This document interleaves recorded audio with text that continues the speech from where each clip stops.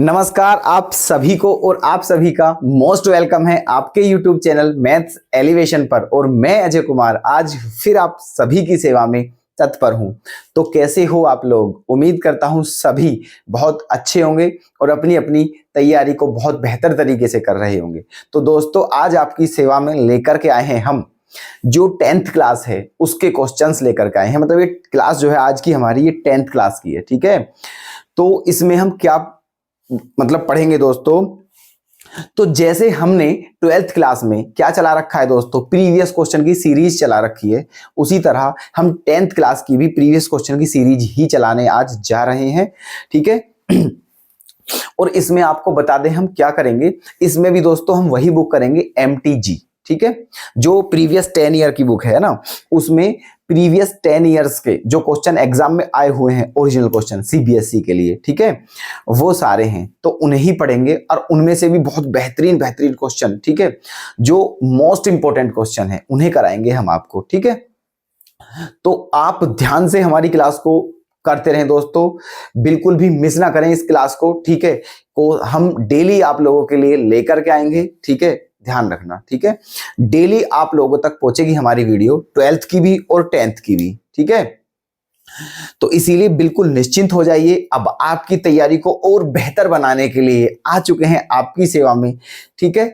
और इसीलिए आप बहुत अच्छे तरीके से डेडिकेट हो जाइए और हमारी जो क्लास है उसे बहुत अच्छे तरीके से करिएगा दोस्तों। क्वेश्चंस हम पहले हर बार बता रहे हैं, क्वेश्चंस नोट जरूर कर लें, ठीक है। और हम आपको बुक भी दिखाते हैं, कौन सी है वो बुक, ठीक है। तो बुक आपकी देखो ये है दोस्तों, ये रही, ठीक है, MTG।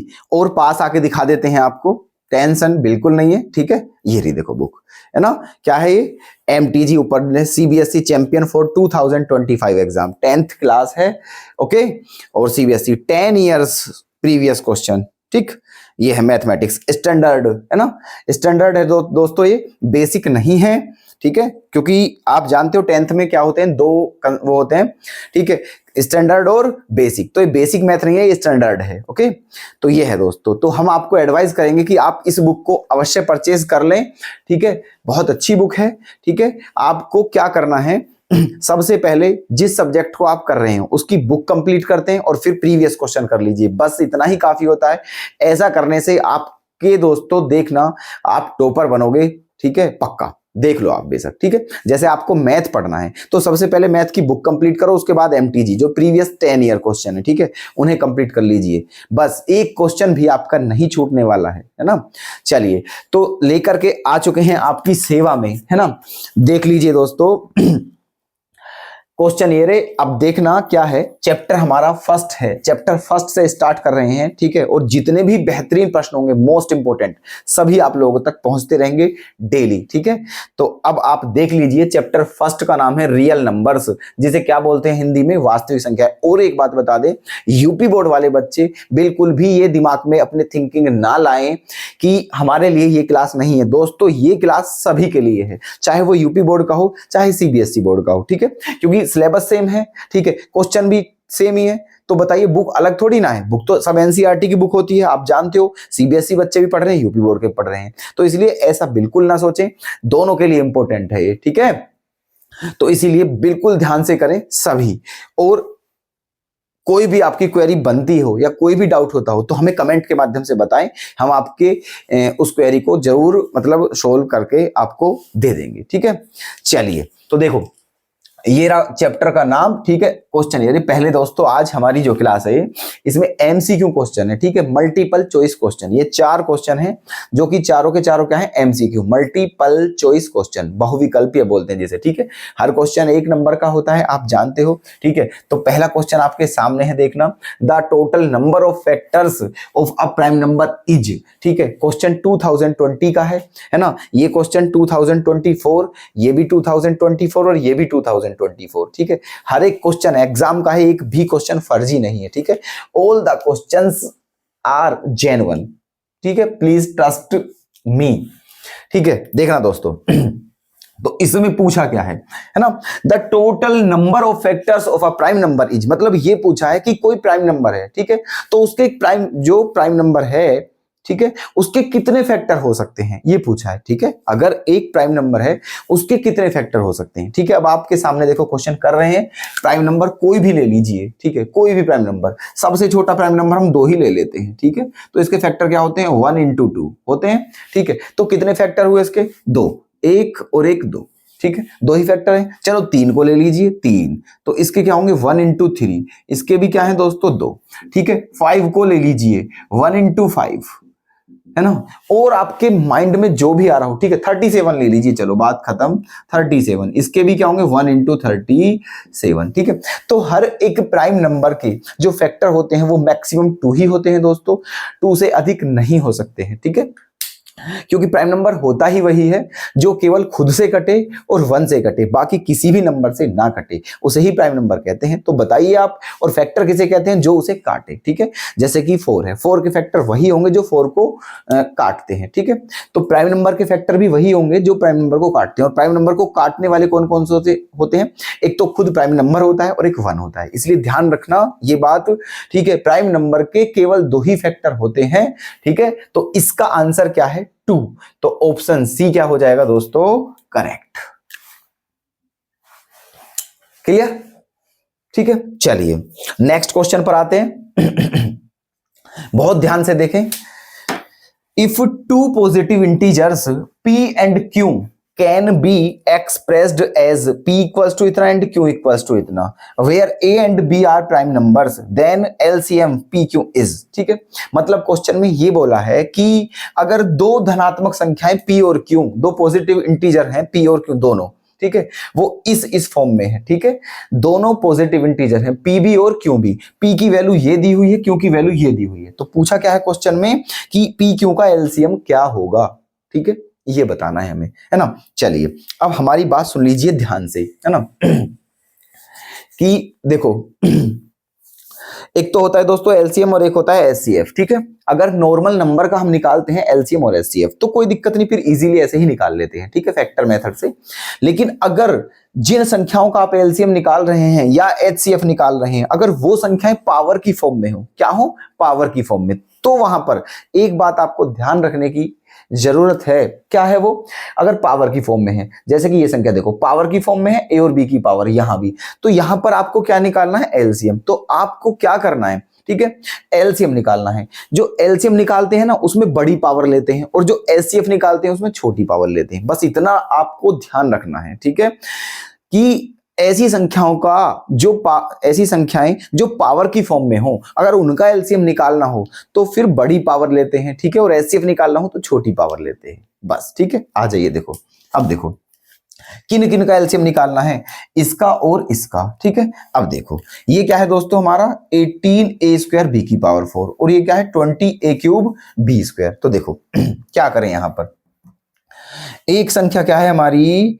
18a² b की पावर 4, और दूसरी क्या है हमारी 20a³ b², है ना, ये है। तो देखो 18 के फैक्टर करिए, क्या होते हैं 2 9, है ना, और 20 के फैक्टर करिए 2 into 10। ओके, ये है, बताना क्या है दोस्तों हमें, एलसीएम, है ना। चलिए तो देखो देखो अदरवाइज देखो इनके फैक्टर करने की आपको कोई आवश्यकता नहीं है। ठीक है, बिल्कुल मत कीजिए इनके फैक्टर, है ना। बस ये देखो, है ना, ये क्या है यहाँ 18, है ना, और ये क्या है 20। तो 18 और 20 का एलसीएम क्या होता है, ठीक है, 18 और 20 का एलसीएम क्या होता है।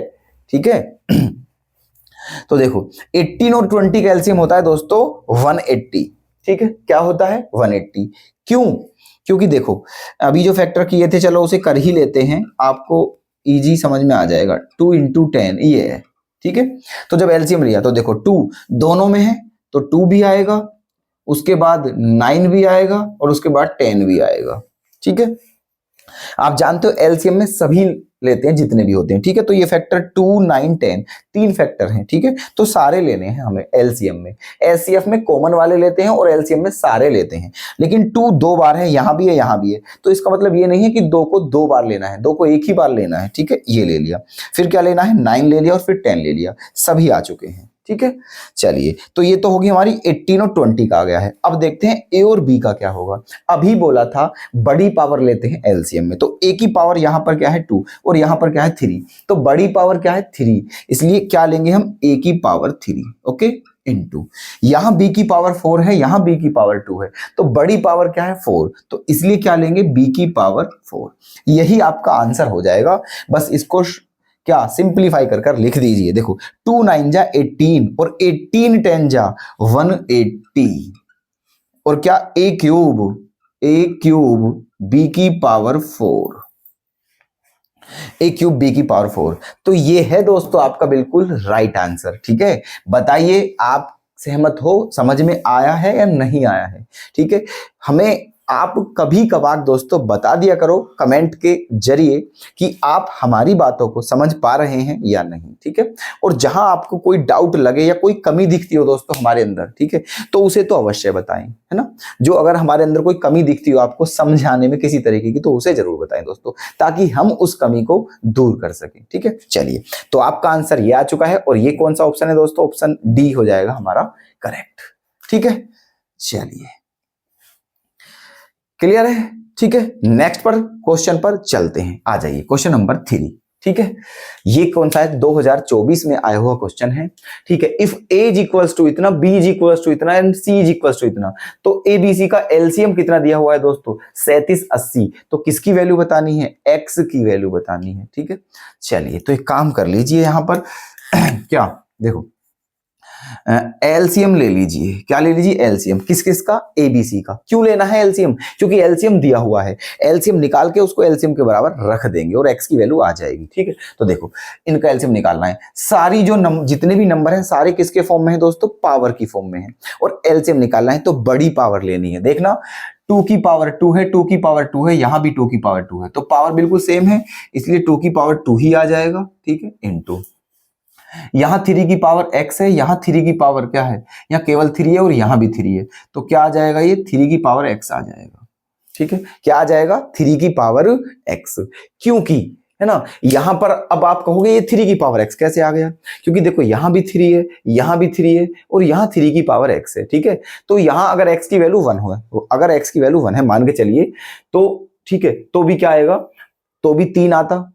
ठीक है, क्योंकि पावर ही सेम है, और अगर x की वैल्यू मोर देन 1 है तो भी 3 की पावर x ही आता। ठीक है, क्योंकि बड़ी पावर तो फिर भी लेनी है, इसलिए ध्यान रखना 3 की पावर x गुना 3 और 3, इन तीनों में जो एलसीएम 3 की पावर x आएगी। ठीक है, नंबर आगे।